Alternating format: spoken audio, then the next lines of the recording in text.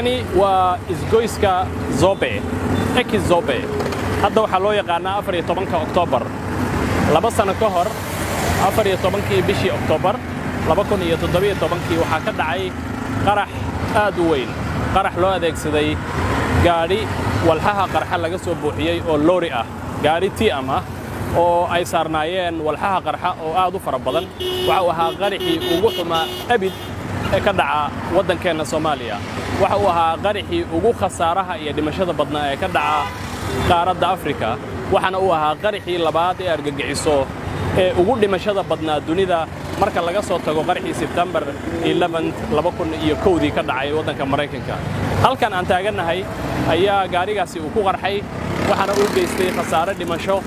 iyo dhaawac oo aad u weyn iyo burbur hanti oo ay adag tahay in halkan lagu soo koobo halkan aan taaganahay ayaa waxa ka samaysmay bohol aad u weyn waxana halkaas ku baaba'ay halkan dad aad u fara badan oo Soomaaliyeed halkan waxay ahayd goob camiran waxay ahayd meel ay nolol ka jirto dadku waxay u kala socdeen shaqooyinkooda iyo danahooda qaar ayaa cibaadaysanayay oo ku jiray masaajid halkaas ku yaala oo wali aan si dhammaystiran loo dhisin qaar ayaa salaada u taagnaa kuwa kale ayaa rabay inay masjidka galaan qaar ayaa ganacsiyadooda ku jiray qaar ayaa gaadiidka halkan maraya saarnaa oo rabay inay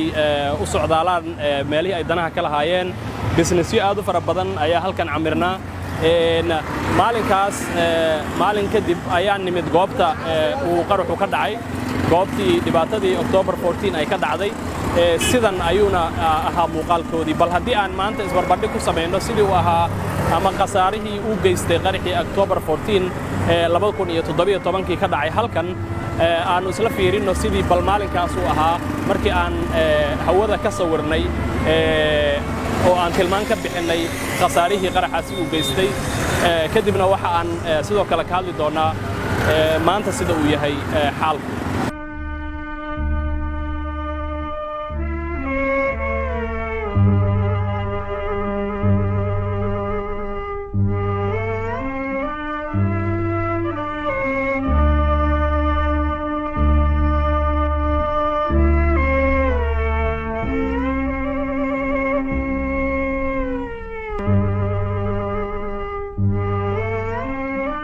sida aad arkaysaan daawadayaal qaraxaasi wuxuu ahaa mid kamid ah kuwii ugu qasaaraha badnaa oo al-shabaab ay ku xasuuqeen in ka badan 600 oo qof oo Soomaali ah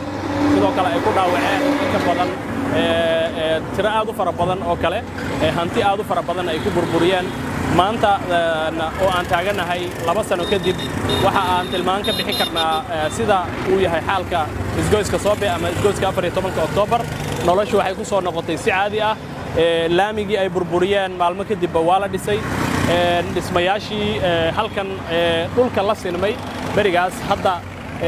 waxay u muuqdaan inay sidoodii ku soo laabteen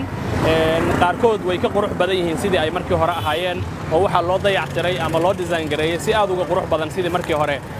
ay u dhisnaayeen dadka Soomaaliyeed wali waxa ay xusuusan yihiin xanuunkii uu ku reebay qarixii 14 Oktoobar oo dad aad u fara badan oo qaali ah oo Soomaaliyeed oo rayid ah oo hooyooyin iyo caruur iyo maati iyo maras iyo dad ganacsato ah iyo dad socday iyo kuwa musaafiriin ah iyo bulshada dadkii udub dhaxaadka u ahaa qaybaheeda kala duwan ka koobnaa ay halkan ku baaba'een kuna basbeeleen ilaahay waxaan uga rajaynaynaa inuu naxariista janno ka waraabiyo dadka Soomaaliyeed waa dad rajo ku nool ah waa dad hoobka iyo rajadu ay aad ugu xoogan tahay oo jecel inay noolaadaan laakiin al-shabaabka waxay jecel yihiin inay nolosha ka hor yimaadaan oo ay muujiyaan oo ku tartamaan oo ay qaadaan iskoorka ah in ay dadkii ugu badnaa ku dileen hal meel qaaradda Afrika ama dadkii ugu badnaa ee muslim ah ee hal goob hal daqiiqo lagu dilay dadkii dilay iskoorkaas ama koobkaas wuxuu u yaalaa al-shabaab intaas ayaanu kusoo gabagabaynaynaa daawadayaal barnaamijkan kooban ee aanu qeexista ugu sameeynaynay 2 sano kadib sida uu yahay xaalka isgoyska Zobe ama isgoyska 14 Oktoobar oo uu ka dhacay qarixii mahadhada reebay 14 Oktoobar